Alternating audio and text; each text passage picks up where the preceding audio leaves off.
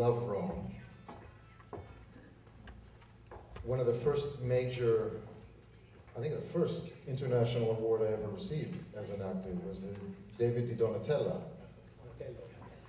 for Days of Heaven.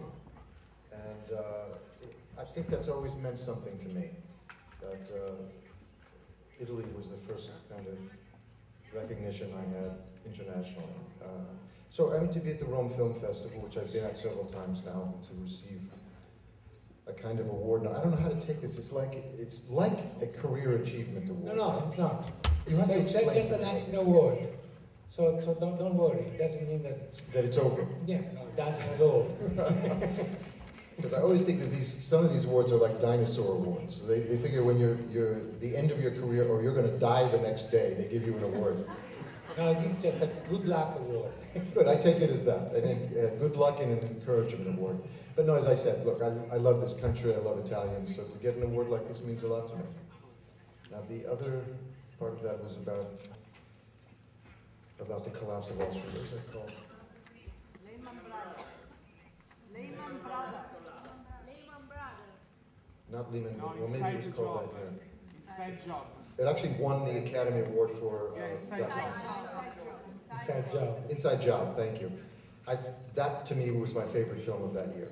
I voted for that in the Academy as best film because it was such a visceral experience of the film demonstrating clearly how we got into a situation through an extraordinary greed and an extraordinary detachment from responsibility.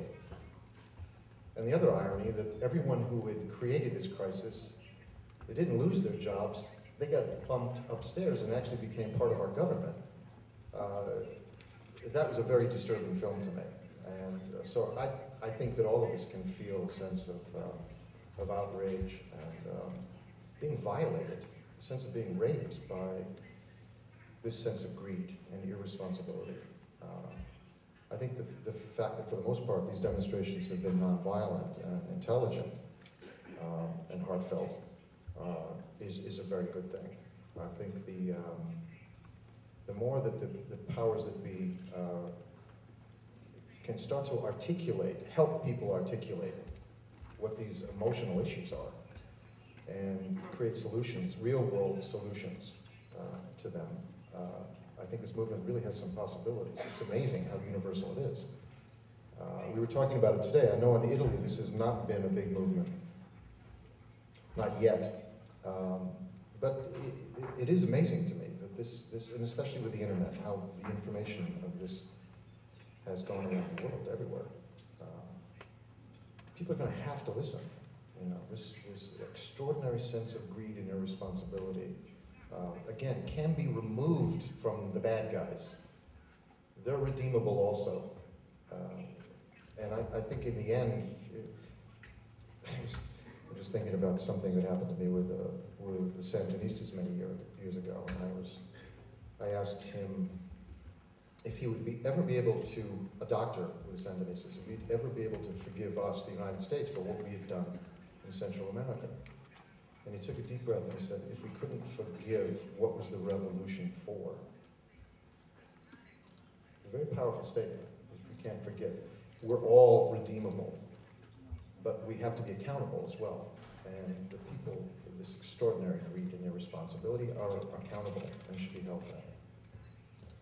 I think, look, I think everyone has a certain unease about the reality structure we live in, about the universe as it's portrayed. And I felt that as a young man. To make sense of it, I did a lot of exploring. And Buddhism was what touched me on many, many different levels. But I think one of the most important was it was encouraging a kind of skepticism about the way we normally view reality, ourselves, and each other. And that the surface of things, which is based on the sensual input of what we see and we hear, we smell, taste, touch, and think, sometimes tells us a wrong story. In fact, almost always tells us the wrong story. So through certain practices, you can start to develop a relationship with a deeper sense of reality, which is closer to the truth and closer to the way science sees the universe. One that's based much more on a sense of generosity and love and commonality and how we're all in this together, basically. So within the process of that, I can't say that I've achieved anything, but I have enormous confidence in a certain path that breaks down the lies of what the universe is supposed to be and starts to encourage the way that it actually is.